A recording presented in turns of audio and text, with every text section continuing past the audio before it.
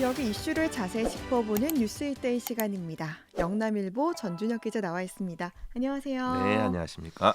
저희 특집 방송이 계속 이어지는 바람에 정말 오랜만에 네, 뵙습니다. 오랜만입니다. 진짜 늦었지만 새해 복 많이 받으세요. 네, 새해 복 많이 받으세요. 네, 오늘 이 소식들을 보니까 지금 포스코의 차기 회장 선임과 관련된 음, 얘기들인데요. 회장 선임 과정이 한창 지금 진행 중인 가운데 최근에 호화 해외 이사회 개최 등 각종 논란으로 몸살을 앓고 있잖아요. 네, 그렇습니다. 네. 먼저 문제는 지난달부터 불거졌는데요. 음. 포스코 그룹의 대주주인 국민연금공단 이사장이 관련 절차 이의를 제기하자 포스코의 최고 경영자 후보 추천위원회, 즉 후추위가 입장문을 내고 현재의 심사 절차를 강행하겠다는 의지를 밝히면서 갈등이 시작됐습니다. 네. 당시 김태형 국민연금공단 이사장은 한 언론 인터뷰에서 포스코홀딩스 대표 선임은 KT 사례 때 밝힌 바와 같이 주주 이익이 극대화될 수 있도록 내 외부인의 차별 없는 공평한 기회가 부여되어야 하며 공정하고 투명한 기준과 절차에 따라 공개적으로 이루어져야 된다고 말했고, 네. 이에 후추위는 신지배구조 규정에서 정한 기준에 따라 독립적으로 투명하고 공정하게 차기 회장 심사 절차를 진행해 나갈 예정이라며, 현 회장이 사면임을 위해 지원한다면 그것은 개인의 자유고 후추위는 현 회장의 지원 여부에 관계없이 포스코그룹의 미래를 위해 어느 누구에게도 편향되지 않고 냉정하고 엄중하게 심사에 임할 것이라고 밝혔었습니다. 네. 지금 후보 추천 위원회에서 현재 회장 선임 작업을 진행 중인데 추천 위원회 위원들에 대해서 의구심을 나타내는 목소리 나오고 있다고요? 네, 후보자 추천위원회 멤버들은 최 회장의 재임 기간에 새로 선임됐거나 혹은 재선임된 인물들입니다. 음. 이로 인해서 최정우 현 회장이 공식 연임 도전 의사 표명 없이도 차기 회장 후보로 포함될 수 있어서 최 회장의 연임에 유리한 구조라는 그런 지적이 나왔었습니다. 네. 하지만 포스코 그룹 창립 이래 처음으로 사면임을 노렸던 최정호 회장이 차기 회장 후보군에서는 결국 빠지면서 이런 의혹은 해소됐습니다. 네. 후추위는 이달 3일 4차 회를 열고 그간 지원서를 제출한 내부 후보에 대해 1차 심사를 통해 다음 단계인 평판조회 대상자 8명을 선정했고, 네. 여기에 최 회장은 포함되지 않았다, 이렇게 밝혔습니다. 네, 그러니까 가장 관심이 있었던 부분이 지금 최종호 회장의 사면인 네, 여부였는데 결국은 여기서 이제 최 회장이 빠지게 되면서 이제 큰 문제는 좀 없어 보였거든요. 근데 이게 좀 다가 아니라고요. 네, 그렇습니다. 처음 언급했던 이 호화 해외 이사의 문제가 바로 그것인데요. 네. 후보자 추천위원회가 호화해 이사의 의혹 제기로 경찰 수사가 시작되자 지난 13일 유감을 표명하고 나서기도 했습니다. 네. 후추위는 당시 입장문을 통해서 작년 8월 캐나다에서 개최된 포스코홀딩스 해외 이사회 중에 비용이 과다하게 사용됐다, 이런 최근 언론의 문제 제기와 관련해 심심한 유감을 표명한다고 밝혔습니다. 네. 이어서 그 비판하는 취지를 겸허하게 수용해 앞으로 더욱 신중할 것을 다짐한다고 약속했습니다. 음. 다만 후추위는 포스코 그룹의 새 회장 선출을 위한 엄정한 심사 작업을 진행하고 있는 중요한 시기에 후보 추천위원회의 신뢰도를 떨어뜨려 이득을 보려는 시도는 없는지도 경계할 필요가 있다고 말해 논란을 더욱 키웠다는 평도 나옵니다. 네. 그런데 이 해외에서 이사회를 어떻게 했길래 네, 이게 호화 해외 이사회 논란이잖아요. 참 네, 궁금합니다. 네, 그렇습니다. 지난 10일 서울 수서경찰서는 음. 캐나다 이사회 참석자인 최정우 포스코홀딩스 회장 등 16명을 업무상 배임 혐의로 입건했습니다. 네. 포스코홀딩스 이사회는 지난해 8월 6일부터 10일까지 5박 7일 일정으로 캐나다에서 이사회를 개최했는데요. 네. 이 해외 일정 비용으로 총 6억 8천만 원, 7억에 가까운 돈이 들었습니다. 사규에 따라 이 비용은 포스코홀딩스가 전부 집행해야 했으나 3억 5천만 원만 부담하고 포스칸, 즉 포스코 캐나다가 3억 1천만 원, 포스코가 2천만 원을 집행했다는 의혹을 받고 있습니다. 네. 경찰은 캐나다 이사회 참석자 중 현직 교수 출신 사회이사들의 청탁금지법 위반 여부도 조사하고 있는데요. 네. 참석자들은 이사회 기간 중 최고급 호텔에 묵고 초호화 식사를 했다는 의혹도 받고 있습니다. 네. 최근 이 사건은 서울청 금융범죄수사대로 이첩됐는데, 네. 서울청 금융범죄수사대는 일선 경찰서가 담당하기 어렵고 복잡한 주요 또는 대형 경제금융 사건의 수사를 전담하는 조직입니다. 네.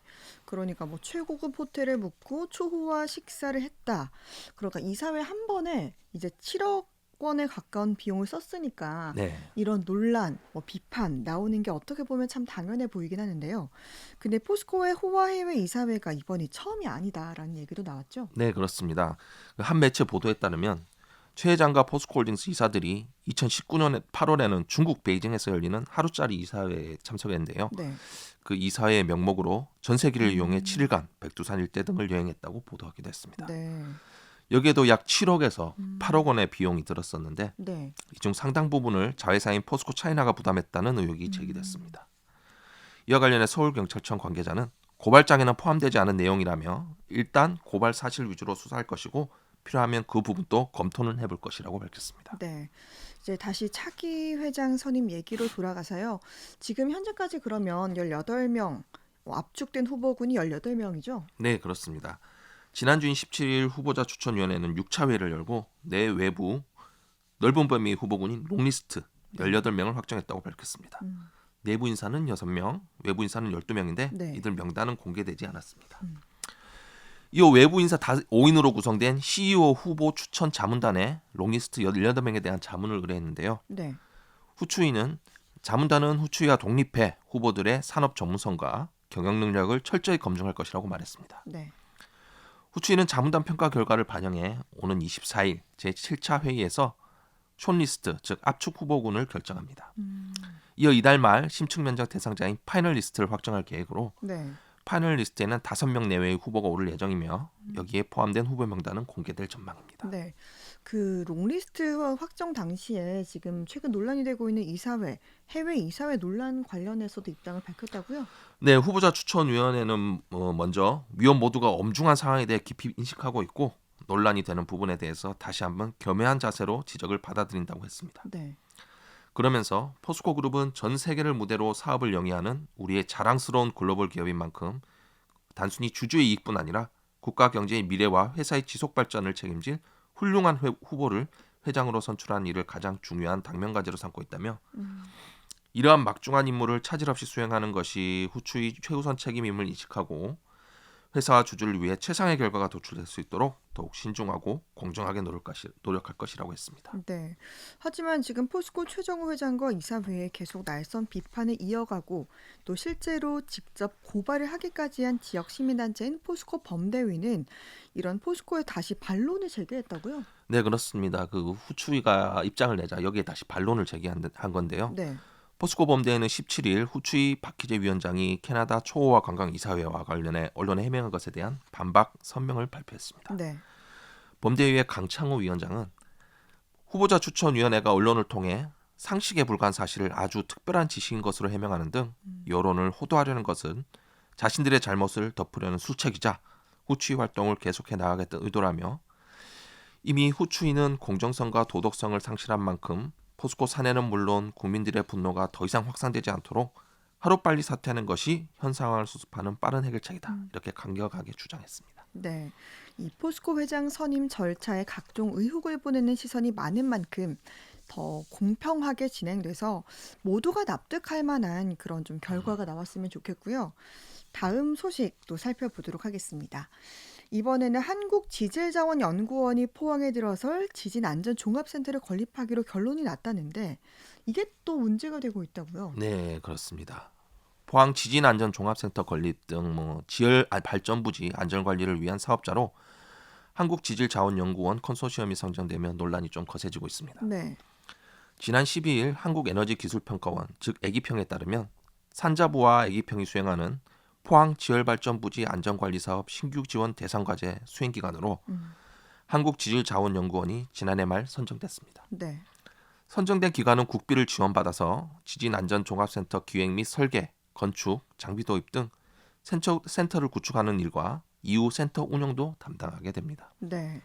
이 지질자원연구원이라면은 이 포항 지하발전소 사업에 참여했던 기관 아닌가요? 네, 맞습니다. 정확합니다. 이러한 선정에 있어 가장 큰 문제가 바로 한국지질자원연구원이 포항 촉발 지진을 유발한 기관 중 한 곳이라는 점입니다. 네. 2017년 11월 15일 경북 포항시에서 발생한 규모 5.4 지진은 정부 합동조사단 조사 결과 포항 지열발전소가 촉발시킨 것으로 결론 났었습니다. 네. 당시 한국지질자원연구원은 컨소시엄 구성원으로 지열발전소 사업에 참여했었습니다. 이 촉발 지진의 책임이 있는 곳에서 안전센터 건립에 참여한다는 거 네. 좀 모양새가 그렇긴 한 것 같아요. 네, 맞습니다. 이를 두고 지역에서도 뭐 지진을 촉발시킨 책임이 있는 기관이 안전관리 사업 수행기관으로 참여하는 것은 부적절하다. 네. 그런 입장입니다. 음, 양만재 포항지진 공동연구단 부단장은 네.